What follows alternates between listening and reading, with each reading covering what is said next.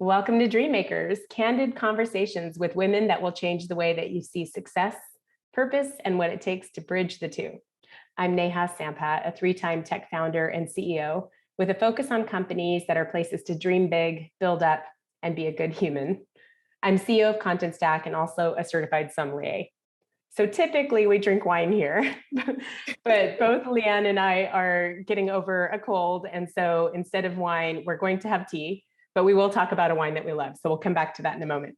I'm joined by Leigh-Ann Buchanan, the president of aīre Ventures, a social impact venture studio that scales technology and innovation solutions to systemic gaps in access, opportunity, and racial equity. She's also founder of the Nyah Project. Today, we're going to talk about fostering inclusive tech ecosystems, creating sustainable nonprofits, and community building. Let's get started. Welcome, Leigh-Ann. Thank you so much for having me. I'm super excited that we're both here, both doing well, and excited to talk about my favorite topics. Same, exactly. We obviously have a lot of shared passions, so I think this is going to be a lot of fun. I just want to start off by saying that your whole portfolio of experiences seems to revolve around fixing systemic inequalities. How did you get inspired to focus on that? So that's actually an interesting question, and I love that's where you started. I would say there was something moving in the background that got me focused on systemic issues, but quite frankly, I would say that for me, I'm just a problem solver. There are a lot of problems that I saw around me, and I didn't see solutions that seemed to get to like the heart of the issue or the root cause, or that we're thinking beyond kind of like a very myopic or narrow view of what we might seem. And so quite often it's just been, I saw a problem. I thought I had an interesting solution. Nobody else was employing that solution. And I think hindsight is 2020. Looking back, I see that I have a penchant for systemic issues. I think it's because I'm a bit of like a visionary thinker. I'm always thinking kind of beyond what's immediately in front of me to what could be. And that's probably the best way I can answer your question about my portfolio of work. It seems like a lot of it just comes from personal passion, but also just in wanting to make a difference. And that's awesome. That's what this is all about. Before we get into more details on that, yes. Typically this is where we would taste wine together, and maybe we'll do a follow-up when we're both feeling great and enjoy that bottle of Sancerre. We both have a bottle waiting for us for when we recover of the Henri Bourgeot Sancerre. It's La Côte de Mon Dame 2020, which actually could last in its bottle for a good 2 to 3 years before it fully matures. So we could also hold on to it and regroup in a year or so. Yes. But it's a beautiful bottle. Sancerre in general is a really great region. We both love it. I don't know if you want to add anything, Leigh-Ann, for Sancerre in general, why you like the region or why you like those wines. I think for me, the Sancerre always has a hint of, en français, je ne sais quoi, but it's just like a hint of something special. And I think one of the points that you made in the notes was there's just sometimes a hint of like, this one has pineapple. There's always a little bit of a surprise to a Sancerre. And also it just rolls so well off the tongue, particularly when, I often drink it with like a snapper or a nice fish. And so it's just it's so light, but got a little bit of fun to it. Yeah, moving into the summer season, it's a great wine to have. And what I love about Sancerre, like you said, you can have it with a nice fish. You can have it with a wide variety of cheeses. You can also enjoy it alone because it does have the unique qualities of like something floral, something very stone fruity, just enough acidity to kind of cut through food, but also be enjoyable on its own on a warm day. So hopefully we'll both be able to enjoy that bottle soon. Definitely. Let's jump into your mission and talk a little bit more about you and what you're trying to accomplish. So you told us that your overarching mission is to help tech ecosystems grow in a way that's equitable and inclusive, which I really love. What are some of the biggest overall barriers to equity that you see today? That's I think the billion-dollar question, but I'm never afraid of a large number. So I would say, I think my overall work is really around helping communities and ecosystems become more inclusive and equitable. But I think the barriers would be often just the mindset. A lot of times when we look at how we design the architecture or the support infrastructure of a tech ecosystem, or really any ecosystem, a company or kind of something broader like a school system, we lose perspective that we have to design from a lens of racial equity, diversity, and inclusion. And so our mindset is not keeping those things in mind. And so that's why we end up with the results. One of my favorite quotes is, we either live with intention or we exist by default. So I think that one of the biggest barriers is we are existing by default without baking intention in. I think one of the other barriers is that when we think about tech ecosystems and organizations alike, we often forget to measure what is actually happening. And what I say is sometimes there's gaps in access, gaps in opportunities, gaps in experiences, but we're not asking the questions and not trying to understand the right data points that help us get towards this broader, grander vision of inclusivity. And so, we all know you can't manage what you can't measure. So we actually forget to measure to really understand if what we see is happening is actually reflected in the data. I'd say the third gap would be that we often think in silos. So when we think about tech ecosystems, we'll think about the funding or the accelerators or the incubators or the companies, but we don't see it as an interconnected fabric where these things can work in tandem. We can work in pipelines of funding, pipelines of opportunity, pipelines of growth. And so that segmentation causes us to be stagnant and really less inclusive. That's super interesting. And there's a talent gap in there somewhere that is kind of interwoven into the fabric, as you talk about. You actually developed a scorecard to identify issues in the ecosystem, what areas to solve for from a culture standpoint, from a strategy standpoint, from an asset standpoint. Tell us a little bit about that. So the Ready Scorecard was an experiment. I think a lot of my projects often start out with experiments, particularly with the team at Air Ventures.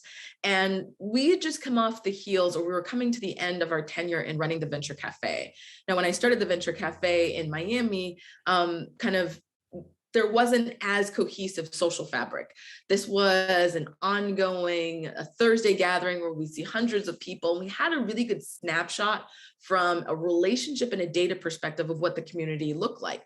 But we were beginning to see that the ecosystem was growing, and we wanted to make sure that we could play a role in helping it grow in an inclusive and accessible way, the way that our programming had done in the 6 years prior.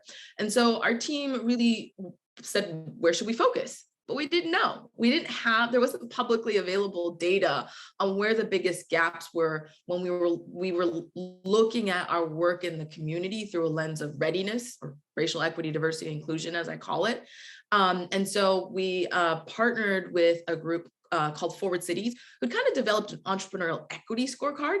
It didn't quite meet all of our needs. So we were able to expand it and work with them to develop the Ready Scorecard, which is a combination of both quantitative data, so a survey component, but also a qualitative piece where we actually did a listening tour, had 24 hours of recorded conversations, had interviews with about 51 organizations across the community. And this scorecard, after partnering with well over 80 different organizations in South Florida, was the largest and probably most comprehensive assessment of a tech ecosystem through this Ready lens ever done. It yielded over 1,400 individual data points that gave us really helpful insights, also to our local elected officials, on where they can drive their efforts, their funding, and their strategy. Wow, that's really awesome. And that's more deep dive that I've seen a lot of organizations do in terms of this kind of data. It's actually really hard to find too. So it's kudos to you for doing that digging. And I'm sure there's a lot of work that goes into making that actually meaningful data. You chose Miami as your initial hub. Tell us about why. Why is that a great place to test and learn and kind of learn how to scale? So I've been in Miami for, I think, close to 16 years now. I'm a recovering attorney. So my first career was practicing complex commercial litigation here in Miami with some amazing law firms. But when I made the switch into kind of tech and tech ecosystem building and looking at the intersection that tech has with social impact, I didn't want to leave Miami. That's where my roots were. And to be quite honest, Miami is a great hub because it's on this kind of up and comer list of these tech ecosystems that are poised, I think, to be really important epicenters of activity from a hemispheric standpoint, because geographically, think about where Miami sits. It's actually closer to other countries than it is to the rest of the United States, both culturally and physically. But also Miami is an interesting sandbox environment. You being a tech founder know quite well what we're talking about, which is that we've got a lot of really interesting ingredients that help it being a right testing ground. I think the first thing I would say is Miami is largely it's a majority minority city in terms of racial and ethnic demographics, which means it looks like most major cities will look like in 10 to 15 years, but we're a bit of a head start. And so understanding the different cultural attitudes and backgrounds that go into products and services and perspectives, it's a really nice slice of a global community. I'd say the second reason why Miami is a great place to test and learn is we're a small town in that you can readily access people. Our mayor of the county, our mayor of the city, they're very well known, but they're accessible people that really care about entrepreneurship and tech and sustainability. And then that same attitude that how can I help is really embedded in our community. And I think the third thing that I would say about what makes Miami a great place as a hub and why we chose Miami is that similar to my second point, it's relationship built. It's a relational city. Social capital is probably one of the most important things that you can gather here, but it's easy to build your social capital. And a lot of what happens in our tech ecosystem is based off of, who you know, and people want to get to know more people. Yeah, that's awesome. Actually, I've found some similar vibes in Austin after moving here from being in Silicon Valley for 20 years. And I can't agree with you more on the access to people that have influence and relationships. It's everything, right? And having tech like kind of at the center of an ecosystem, but being able to build from that and kind of being one of the spokes into building an ecosystem is super important. One of your first moves was founding Venture Cafe in Miami. Tell us a little bit about what that was and why was starting from there in community building so important? I would say if you think about ecosystems as like an organism, and I think I'm going like all the way back to biodiversity and elementary school science. But they're like an interconnected organism where, yes, you mentioned the hubs and the spokes, but these different elements all work together. And I think why Venture Cafe was an important early kind of anchor of our ecosystem locally is because it focused on creating the social fabric. So the connectivity between some of those anchors, the institutions, kind of the investors, the sources of funding, government, all of the support systems, be it kind of, service providers, as well as actual accelerators and incubators. But most importantly, what made Venture Cafe really an important accelerant to our ecosystem was really because it was open to everyone. We had these fundamental ideals that innovation is for everyone. Innovation, however, can be a term that a lot of people don't see themselves as innovators. I'm a Black woman lawyer, for example. I never saw myself as an innovator. I didn't know what I was doing breaking into this space.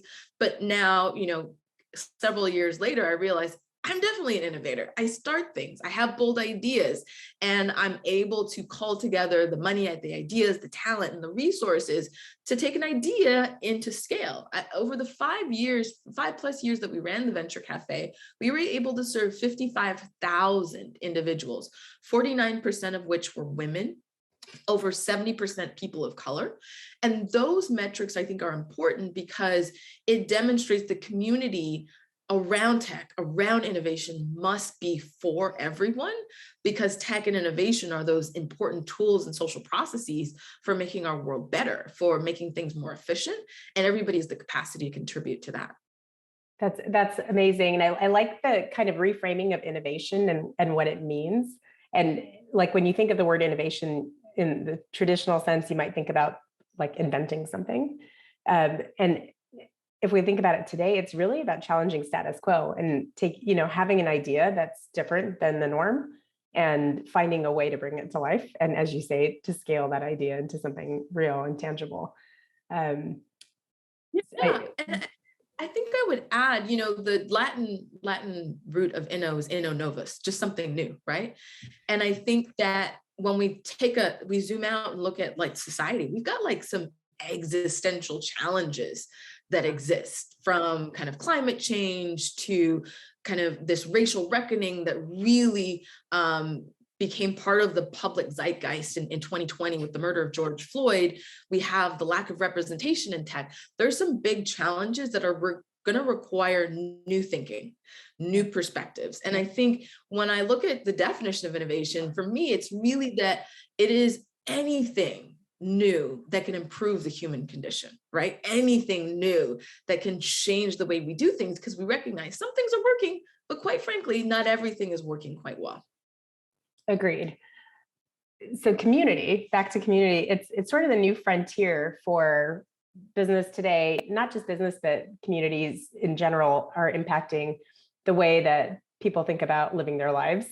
Can you share a little bit about what you've learned just in the framework of community building? And you mentioned that some of the important elements of community building are shared values and shared experiences. Maybe you can expand a little on that. Yeah. So when I love frameworks, so that's like the dangerous question for me. Don't ask me for a framework because I'll write one down. But when I think about community, yes, this idea of something shared values, shared experience. But I think the real currency of community building is around trust. It's around centering the marginalized, with this idea that when you center the most marginalized, you'll have a trickle up in opportunity, rather than how we trickle down economics. This is this opposite perspective, but definitely trust, who we center, and then how we always add value. I think those elements, along with shared values and shared experience, are really essential to what I've learned for community building. Community building is when you give of your time, your talent, your energy for this collective idea that you are coming together for a shared purpose or a shared experience. That requires a modicum of trust, which means there's got to be consistency. There has to be psychological safety. There has to be like these values that make sure that you're not disappointing people and that everybody feels valued. I would also say that an important element of community building, if you think about this as a framework, is kind of those shared values, which is something we did in Miami that I got a chance to be one of the drafters of, was the Miami Tech Manifesto, which was a clear and concise statement of our values about what we were doing, why we were building, and what was important to us.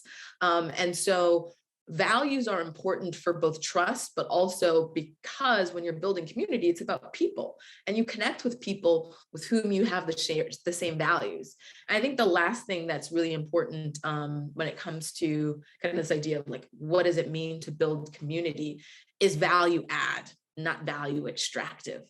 A lot of times in this tech space, we think about community as something digital. I think digital and tech are tools around larger ideas or to achieve a different end. And when we were working on the Venture Cafe, everything from Nyah Project, all of the ventures that exist in the portfolio at aīre Ventures, pretty much all the work that I do around community building is, how do you add value to other people? How do you see from the other side, see what their pain points are, what their goals are, create those feedback loops so you're continuously adding value rather than extracting from a group of people. Absolutely. Yeah, that give and take is so important, and the give is more important than the take. And it's interesting, when people give a lot, they actually extract value naturally and more organically, right? It's inherent in some people, and others kind of have to work harder at it and learn. I want to shift gears a little bit to aīre Ventures, which funds ways to solve the gaps. You now have this end-to-end solution to improve equity and inclusion in tech ecosystems. It sounds like you've helped nonprofits operate in a way that's more sustainable than before. Why is that important? What's that all about? So Aīre Ventures is a venture studio, but we're just getting started. So we don't have a fund yet, but hopefully we will. And as a nonprofit, it will be a philanthropic kind of revolving fund rather than the traditional investment fund, just for clarity's sake. Yeah. And why it's important for nonprofits to be sustainable is, putting my lawyer hat, nonprofit is a tax status, but you're still a business first. You still have to, add value. You still have to be sustainable. And I think a lot of times we think nonprofit means that you should not have revenue. We conflate those concepts. But, when I started my first two nonprofits, quite frankly, one that has now evolved into Aīre Ventures, what I needed and what I didn't have was kind of this wraparound support of the expertise, the dollar amount that I ultimately got to scale, the support to think through what is the product and service that I'm offering, where I can both give value, but also generate some type of financial return so that I'm not running check to check. I'm not living in social impact poverty. Instead, I'm creating revenue to keep expanding on the impact, the positive good that my business is having. And so that's kind of like the big idea behind Aīre Ventures is like, when we're solving these systemic challenges or trying to address big things like Nyah Project, for example, we're bridging opportunity gaps for youth to get into college and to have leadership development. Those things take money, they cost money, but we're also generating value that is measurable from a triple bottom line perspective. So beyond the dollar to the social return. And so the reason why it started is like, I looked at what I would need to create something sustainable that I didn't have. And that was kind of the thinking behind it. Does the funding come from outside private ventures, from organizations? Is there, like, if there's a listener here that wants to be supportive, is there a way for them to engage? Absolutely. Contact us at www.ventures.org. We'd love to chat. But the vision is to similar to a capital campaign, but the vision is to create a multi-million-dollar fund where, with the projects that we launch and ultimately scale up into their own standalone nonprofits, spin out after about 2 to 3 years of support, that we can put the first money in or match the first money in. And then as they generate revenue, they can return the payment, and then it will cycle back in. So that's kind of the idea. And the problems, that we're solving, like Tech Equity Miami, for example, that is a venture that we launched earlier this year, which is a $100 million goal funders consortium, where we launched with $55 million in commitments in less than a year from idea to an organization. And so that's the type of things that we're working on. They're big, they're important, and they deserve to be funded. You mentioned the Nyah Project a few times. Would love to learn a little bit more about that and just understand, how does it help distribute opportunity equally as it does talent? Yeah. So the way that I think about Nyah Project, and originally it started as a bunch of trips where I took children, high school students, to sub-Saharan Africa and now Southeast Asia, because I thought, what were the experiences that made me competitive as a candidate for college and graduate school? And what were the experiences that changed my perspective so that I'd be able to write in an essay from a very different something that was a very different perspective. That's how it started. It has since evolved, obviously, over the 8 years since I launched it, into an organization that's simply unlocking opportunities.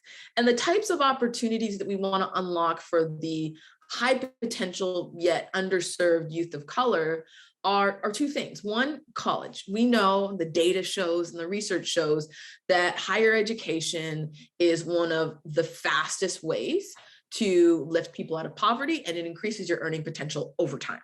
It's one of those things that isn't going to change. We also know that there are systemic barriers that keep youth of color, particularly those from marginalized backgrounds, underserved communities, from accessing the opportunity of education at the same rate of their peers. Yeah. And so one of the ways that Nyah Project helps to unlock that is we provide on-demand kind of college strategy coaching in a comprehensive content library that has, it's actually me, because I've been coaching kids for 12 years, but it's micro content where you can go through, I think there's about 40 mini courses and learn everything that you need to know, not from a check the box perspective, but from a skills acquisitions perspective.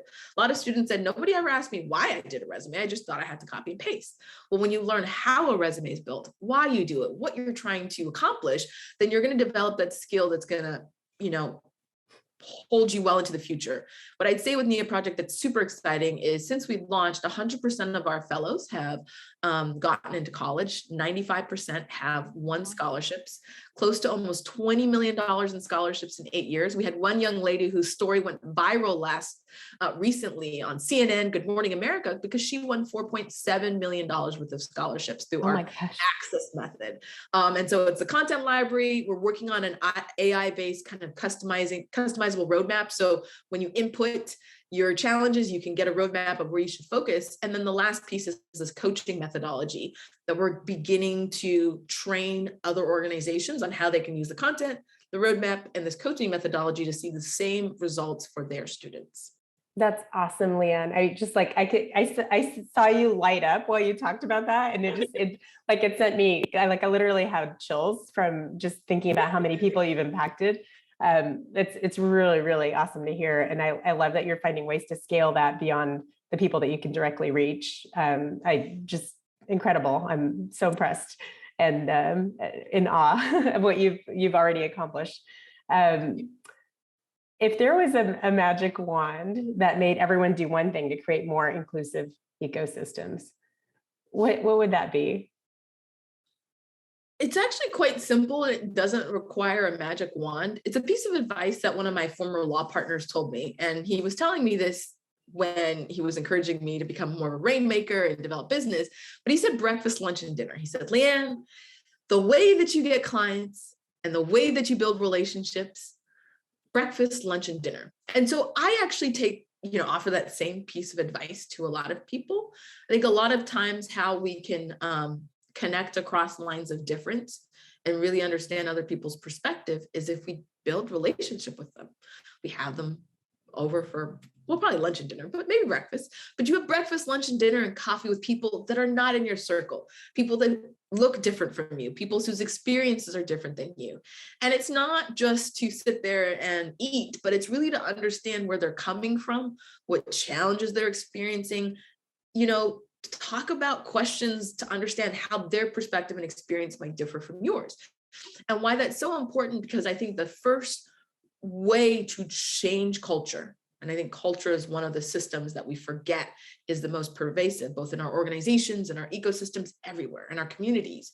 The first way to change culture is to change mindset. And you change your mindset by building relationships with people whose mindset is different than yours. Absolutely. Yeah, it's broadening your perspective. And it's kind of talking about what you were doing with the kids and taking them to new places to open up their minds and change their mindset to believe that things are bigger than what they know, which is setting them up for future. And in the same way, we as adults can learn to do a lot of the same. Yeah, I think we forget that when you change the way you see things, the things you see begin to change. I love that quote, because it's just kind of like, a lot of designers, product designers, sometimes they'll stand on a table and look at the problem. And you're like, why are you standing on a table? This looks weird. But if you think about it, it's kind of like a Rubik's Cube. You and I could be looking at the same cube, but depending on if we've solved it or not solved it, we're seeing a completely different thing. It's the same object, the 3D object. And so I think it's so important, with the Neha Fellows, I'm getting ready to do 2 fellowships in Ghana in about less than 10 days, just to catch up for the pandemic. And they come back different people, because when you open your mind, you're able to kind of expand the amount of things that come inside. That's awesome. A couple of things you said that really stuck with me. I think about a mentor that I had that kind of asked the question, what advice do you have for me in my life and as a leader? And he said, when you approach things, approach them with your hand out like this and not with your hand out like this. And I think you're kind of exemplifying that, right? Teaching, not just giving, but also teaching people to give and teaching people to open up their minds and learn so that they can be better givers, better leaders, and better members of the community and society. And so again, I applaud you for everything that you've done. I'd love to move into rapid fire. I have 4 questions that I like to ask my guests at the end of every episode.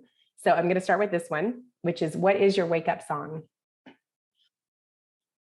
Oh, that's a good question. I wake up before my alarm and I don't wake up to music. But if I had to have a wake up song, so the song that's been like playing in my head recently is Call Me Al, Paul Simon. I don't know. That's like the song that's been like running in my head recently, but it's a fun song. It's kind of like, it's a fun wake up song. Awesome. Love it. If the 19-year-old you asked you today what they should read or listen to, what would you say? 19. Man, when I was 19, I was just finished college and I was a very different person. I would say, I probably read this when I was 19, but I get something new from it each time I read it, which is The Alchemist by Paulo Coelho. It is, a book that we give to all our fellows. I would say the second book, just a twofer, that I wish I had read when I was 19 and really understood it, and I didn't read it until I was in my 20s, was The Four Agreements by Don Miguel Ruiz Jr. It fundamentally changes the way that I think and the way that I interact with people and the way that I live my life. And so simple, but really quite profound. Those are great additions to our book list. Thank you. Can you recommend a favorite wine or any favorite beverage? So alcoholic or non-alcoholic? Totally your call. I usually ask about a favorite wine, but since we're drinking tea, I opened it up. So, well, I'm typically a non-wine drinker. I'm a big fan of gin. So one of my favorite drinks would be like a Bombay East cocktail with elderflower, cucumber, a dash of maybe jalapeno, and a little bit of lavender. And that is a delicious drink. That's fancy. All right. And what do you think our listeners should do tomorrow to help them become dream makers? Journal. I would say I'm an avid journaler, if that's a word. I do it as part of a practice to have more balance that I call space. But create space in your schedule and your life to journal. I think the one way to become a dream maker is actually to write down your dreams. When you write down your dreams, you give your dreams leg, you anchor them, and you begin to take them from idea to substance. And so I think journaling is so critical for being a dream maker. Love that advice. And we've had that from a few other dream makers that have been on this call, and I couldn't agree more. And the idea of writing it down and manifesting into reality is so important, especially to get in the habit of that at a young age.